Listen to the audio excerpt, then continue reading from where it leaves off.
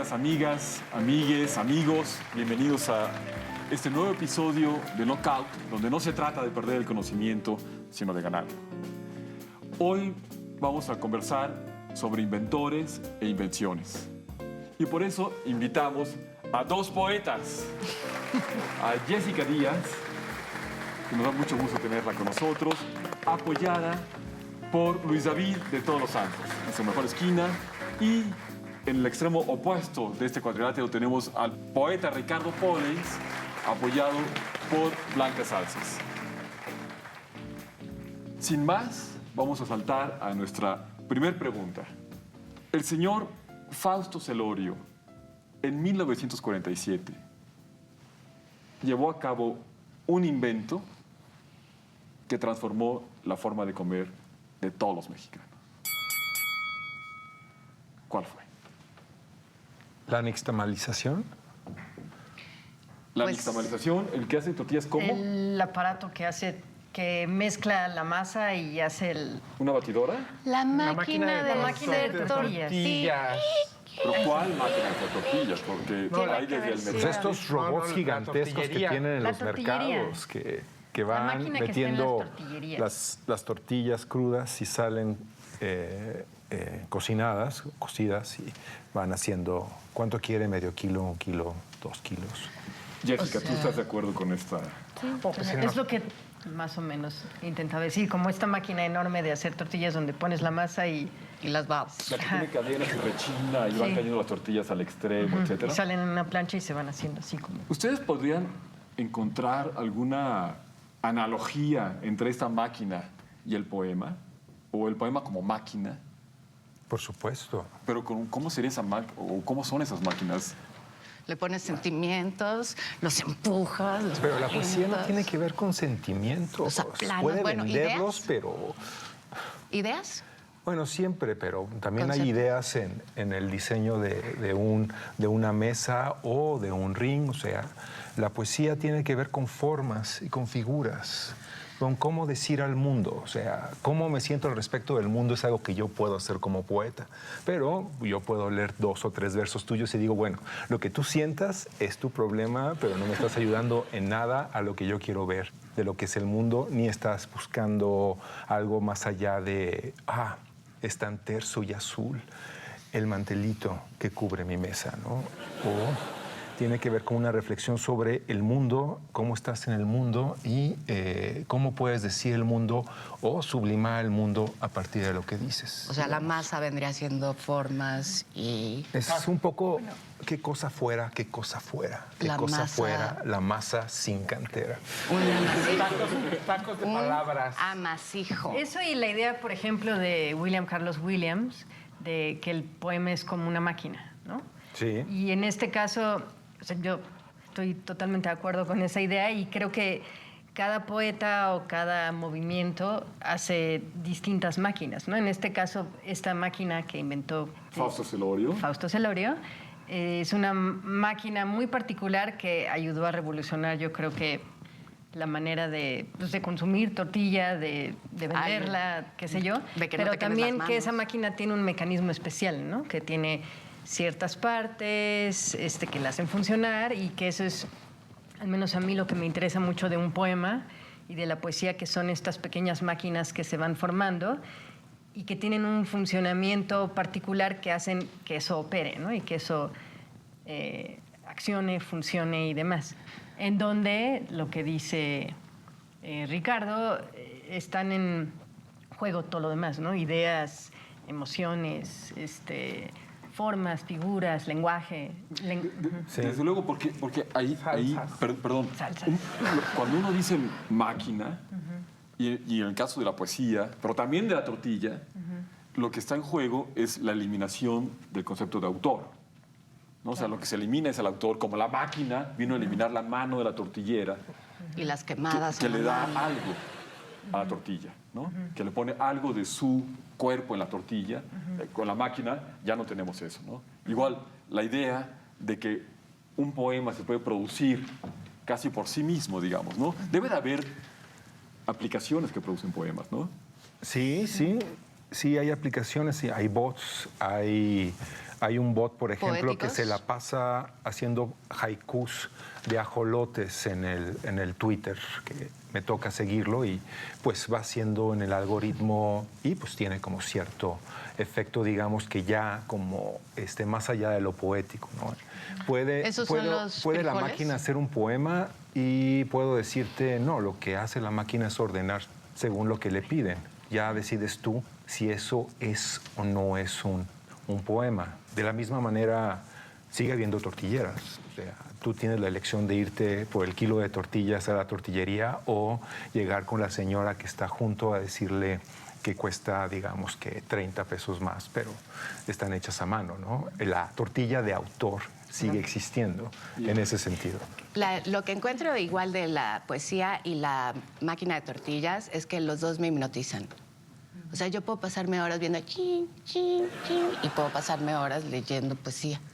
Creo que en la escritura de poemas las dos funciones operan, ¿no? Es decir, llegas a este momento en donde logras hacer esta máquina, este mecanismo, pero el proceso, o sea, todo el proceso para llegar ahí, que es muy largo, que tiene que ver con leer, ¿no?, mucha poesía y además escribir, tiene que ver también con la otra manera de amasar, ¿no? Es decir, no creo que creo que se complementan, no creo que necesariamente son opuestas.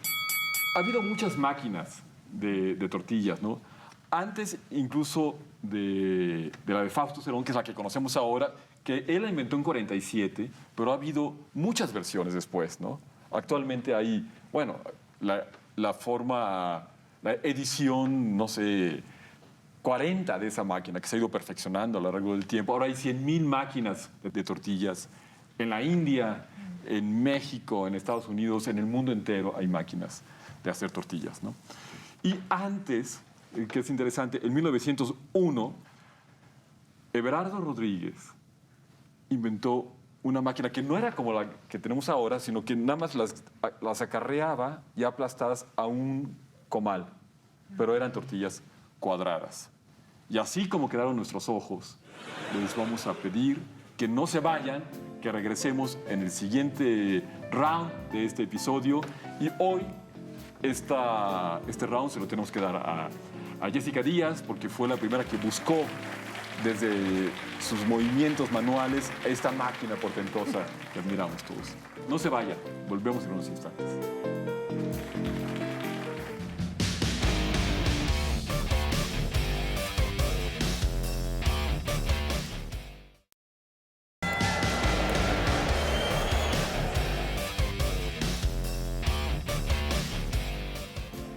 Vamos a iniciar este segundo round de este episodio dedicado a inventos e inventores. En el episodio anterior hablamos de la máquina de hacer tortillas y fue un round que se llevó Jessica Díaz. Y todos conocemos a Alberto Castillo por su trayectoria política. Pero él llevó a cabo un invento que lo hizo famoso en el mundo entero. ¿Ustedes saben cuál es? Una estrategia de volantaje, así como de distribución de volantes. De propaganda política. Sí. Eso sería interesante. Eso sería interesante. Revolucionar la distribución de volantes, de panfletos, de libros, etc. ¿Ustedes han soñado con eso? O sea, ¿cómo poner a circular su poesía por otras vías? Pues la vía más común hoy día es por redes, ¿no? Redes sociales. Están las acciones poéticas que se llevan a cabo desde hace mucho tiempo, como pintas, cosas así, aunque muchas de esas pintas no sé si son necesariamente poemas, sino más como algún tipo de expresión, pero esa sería una buena manera. Lo otro, sería genial, a mí me parecería genial volantear poemas, pero no sé si tampoco sea tan viable tanto por el momento que estamos viviendo como por pues todos los árboles que... Por WhatsApp. En los grupos de WhatsApp, si nos mandan piolines por la mañana, pues hay que Claro. contestarles con poemas propios para que se les quite. Exacto, como de su amigo Antonio Eso sí. Taller. Sí. Aunque corres el riesgo de que te bloqueen. Pero contaminar el mundo con poemas es poesía, ¿no? Pues sí, supongo que... Polinizar, ¿no? Una polinización cruzada, universal. Bueno, hay un tipo de memes y que son cercanos a los poemas también, ¿no? Claro. Y hay otros memes que son poemas puros, Sí, ¿no? O que sea, son poemas. poesía. ¿Cómo? ¿Por qué? Yo diría perdón. que los memes Sí. son memes y los poemas son poemas. Que el meme funciona en esta conjunción, en este entendido, además de la imagen que se repite y que va evolucionando o que van transformándose en otras imágenes, ¿no? Tiene que, o sea, o estás dentro del meme o no estás, ¿no? Carla Fessler acaba de empezar a hacer memes, por ejemplo, está subiendo memes y ella es como más poeta que memeógrafa, por decirle de algún modo, y tiene una perspectiva distinta, aunque es obvio que es una gran consumidora de memes, pero va hacia otra parte. El meme tiene que ver con un poco La visual. una cuestión subversiva y como algo que es subversivo, que es como un golpe y que es desechable, ¿no? Es algo que está ahí, que puedes ver, como la cara de Trump y distintos textos, por poner un ejemplo abstruso, o que después ya no está, ¿no? Y pues, 2 años después, oye, ¿te acuerdas de este meme? Y ya nunca lo volvieron a usar, ¿no? Como Es algo es que- estacional, es cíclico. Que empezó Parra, ¿no? Nicanor Parra. O sea, que tienen la No lo sabía. vanguardia Parra en los artefactos. Digo, no sé, tampoco se trata siempre de ver quién empezó, ¿no? Pero creo que Parra empezó a hacer estas formas de artefactos Poéticos. Y sí, creo que tienes razón, no necesariamente son poemas, es como un nuevo constructo, el meme. Algunos me parece que se acercan a una experiencia de poema y otros están en otro aspecto de visual, con texto, que a mí me interesa mucho. Pero digo, bueno, Parra, Fluxus y mucha de esa gente que hacían estos experimentos o ensayos con imagen, el coso visual, texto y demás. Y creo que ahí se ancla un poquito el meme, ¿no? Poesía Claro. cinematográfica. Y digamos, Ricardo, tú has incorporado a tu práctica poética diaria al Twitter. O sea, como narrador, como poeta, es un medio que utilizas constantemente. ¿Qué ha dado esta tecnología, digamos, del tweet a tu creación artística? Pues es paradójico, he de decirte. Por una parte, encuentras un canal a través del cual expresarte. Ya no sé si Twitter sirve para comunicarse con otras personas. Eso también depende de tus intenciones, de tu buena voluntad y de que el otro no esté demasiado ocupado con el niño o con el programa de televisión o con los problemas de la crisis mundial, digamos, ¿no? O le contesto o no le contesto, mejor me sigo, ¿no? Cada red social funciona, digamos, que de manera distinta, y dentro del mismo Twitter, pues si sigues a unos, no sigues a otros, y es como si nunca estuvieran. O sea, no es que no los ves, a menos que alguien le ponga like y de repente dices, otra vez tú. Pero yo te había dejado de seguir. Voy a tener que dejar de seguir a otras 3 personas más. Pero bueno, eso es Y en también términos... de repente ves a una que dices muchas veces, dices, ¿cómo es que te encuentro y nunca te había visto, Alejandra Pizarnik? ¿Y por qué te tuve que conocer aquí tanto tiempo después? Pero está bien encontrarla donde la encuentres a Alejandra, yo creo, ¿no? Sí, bueno, O sea, sí. Y de Donde todos los sea. santos. Pues yo creo que el caso de Facebook es como un periódico mural y Twitter es como los anuncios en los baños públicos, ¿no? Entonces, cada quien depende de donde quiera promocionarse y yo creo que como escaparate funcionan perfectamente, ¿no? Como- O sea, el chiste es que nos lean en donde sea o no. sí. Llegamos a ese acuerdo universal en esta mesa, que nos lean. Y leer a los otros.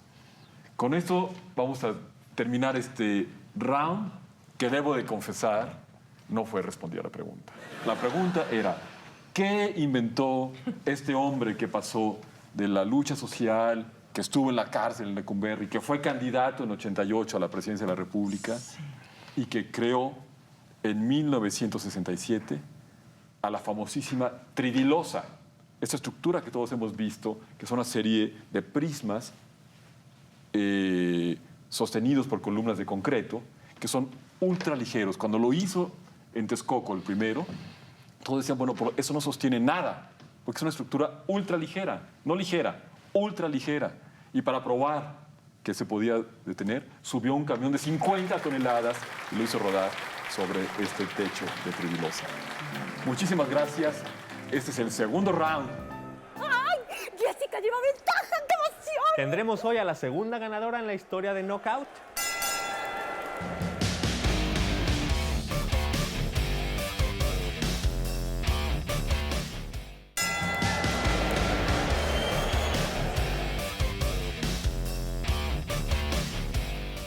Bienvenidas, bienvenidos a este tercer round que puede ser muy decisivo de este episodio de Knockout, donde no se trata de perder el conocimiento, sino de ganarlo. Tenemos a dos poetas invitados para este tema de inventos e invenciones. Jessica Díaz, Ricardo Pollens, que en nuestro episodio anterior estuvimos haciendo elucubraciones sobre qué podría haber inventado Alberto Castillo en materia de construcción, y es la Tridilosa. Ahora la pregunta es, hay un famosísimo elefante que jugó un papel crucial en la historia de la electricidad y de la electrificación. ¿Quién era ese elefante? Pensé, ¿qué elefante podría haber tenido Edison? Electrocutó al elefante, así puso la colita y la trompa y se carbonizó. Sí, pasa la energía. O era el que traía el Pero no paraguas. tiene suficiente resistencia, no es una buena resistencia de todos modos para pasar la luz. Ese es el asunto, la resistencia. La resistencia es todo el asunto para que la luz pueda pasar o no pueda pasar. Nosotros somos cuerpos que no son buenas resistencias, ¿no? No aguantamos nada. Conducimos Nos vamos todo. y ya. O sea, regresamos al agua y al carbón que somos esencialmente a una velocidad. Conductores. La clave es la resistencia. Sí, Hablando de estos cuerpos que resisten, el señor Ohm. Un elefante blanco fue ¿qué elefantes el señor Om. célebres en la literatura? Cuéntanos, Jessica. Elefantes célebres. Pues no es literatura, pero pienso en Ganesha, Bueno, que no es literatura. Esa es famosa. Elefantes célebres. Elefantes célebres. Pues no los azules, pero... ¿cuál? No, algo más... Pienso en películas. Hay un elefante en una película con Bill Murray. Es un road movie, tiene que Ay, llevar un sí. elefante de California a Nueva York, creo, o de Nueva York o California. Y pues es la relación, en lugar de tener a alguien más, es un elefante y tiene que resolver cómo llevarlo y cómo entregarlo. ¿recuerdan a este rinoceronte que viajó de Lisboa a algún lugar en Alemania, a la corte? Porque querían mostrar cómo era la felicidad de tener este rinoceronte. Un rey. Ya me imagino el momento de tramitar sus pasaportes y eso. Es una Debe haber novela. sido muy divertido. Es una novela de Saramago, ¿no? Pero a ver, ¿qué animales? Yo me acuerdo al capitán Hattie del libro de la selva. Y el chiquito, vamos. Yo pienso en cine, por ejemplo, hay una película china de ahora no recuerdo su nombre, pero se llama Un elefante esperando quieto, que dura como 3 horas y media. Hay otra película que se llama Cemetery, donde el elefante es un protagonista. O sea, pienso más en cine cuando pienso en elefantes que en literatura. Claro, claro, porque por la distancia geográfica, ¿no? Por el pasmo ante este animal fabuloso. Pero digamos que aquí en México, ¿qué animal podría jugar ese enorme papel que juega el elefante? O sea, que trabaje, que nade, que sea noble, que coma carne. Bueno, estuvo- Que no coma políticos. carne, perdón. Acaba de nacer una jirafa en Chapultepec y hay una gran población de jirafas ya en el zoológico del bosque de Chapultepec. Pero eso me lleva a el nacimiento del primer panda en cautiverio, por ejemplo. Oh, ¿no? Towí. Towí. Y bueno, el segundo, porque el primero estaban como encima las cámaras de la televisora y la Tatiana cantando. osa estaba como tratando de cuidar que no se acercaran, son como lagartijas rosadas los pandas bebés, y pues perdió a la primera criatura, pero luego a la segunda para ¿Towí que... fue el segundo? Sí, para que... Sí, no, la otra pues fue un bebé malogrado, o sea, no... Sí. ¿Puede ser el buey? A ver, Porque decías cuéntanos. de otro animal que tenga esta cosa de resistencia y que sea grande y... De eso sí hay Bueno, yo me muchos en refería México. al El papel, búfalo. al papel simbólico, pero cuéntanos. al papel simbólico. Al papel simbólico. En tu poesía han aparecido animales. El elefante blanco en la sala. No, en mi poesía, perros. Perros. Digamos, porque escribo mucho con el material del día a día, o Sí, bueno, con sí. lo que pasa en todos los días, entonces perros, peces, volcanes, pero no... Volcanes. Sí. A lo mejor ese Soy es una el- aficionada de los volcanes. me A gusta lo mejor mucho. ese es en México, tierra de volcanes, Como el Dr. en lugar Ash. del elefante, Sí, con el doctor Atl. sí. No, yo no me atrevería a hacer esta pregunta a Ricardo Pollens porque ha sido célebre el lugar que ocupan los ajolotes en su poesía. No, es más bien en mi narrativa, de hecho. Y no son los ajolotes en el sentido estricto como ajolotes gigantes que viven en las profundidades de la ciudad y que salen a conquistar el territorio perdido, ¿no? Es, digamos que una película de zombies, pero en lugar de ser zombies son ajolotes gigantes asesinos. Yo quiero cortarles un brazo y que le vuelva a crecer. Lo que sí escribí fue sobre ballenas. Tengo un libro de poemas sobre ballenas y otros cetáceos. Se llama tal cual La Cetácea y pues, son una serie de poemas que hacen y no hacen un catálogo Bueno, de con esta cetáceos. irrupción fantástica de estos ajolotes mitológicos, de estas ballenas, de estos volcanes, damos por concluido nuestro tercer round y debemos decir que la respuesta muy acertada, muy correcta, la dio desde los primeros instantes de este round, desde los primeros intercambios, el poeta Ricardo Pollens, porque efectivamente Tomás Alva Edison, para demostrar que la corriente alterna era peligrosísima y que no debía de utilizarse como lo proponía Tesla, sino que debía de utilizarse la corriente directa que él promovía, dijo la corriente alterna es capaz de matar elefantes. Y el elefante que electrocutó en un espacio público fue Topsy. Muchísimas gracias.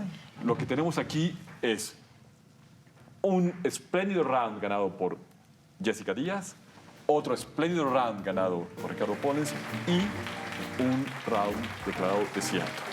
Con lo cual volvemos a nuestra tradición de este programa, que es el luminoso empate. Muchísimas gracias a ustedes. Los esperamos en nuestro siguiente episodio de Knockout, donde no se trata de perder el conocimiento. Final de fotografía. Nos fintó Conrado, pero al final empate. Creo que otra vez estamos confundiendo deportes. Bueno, un empate poético.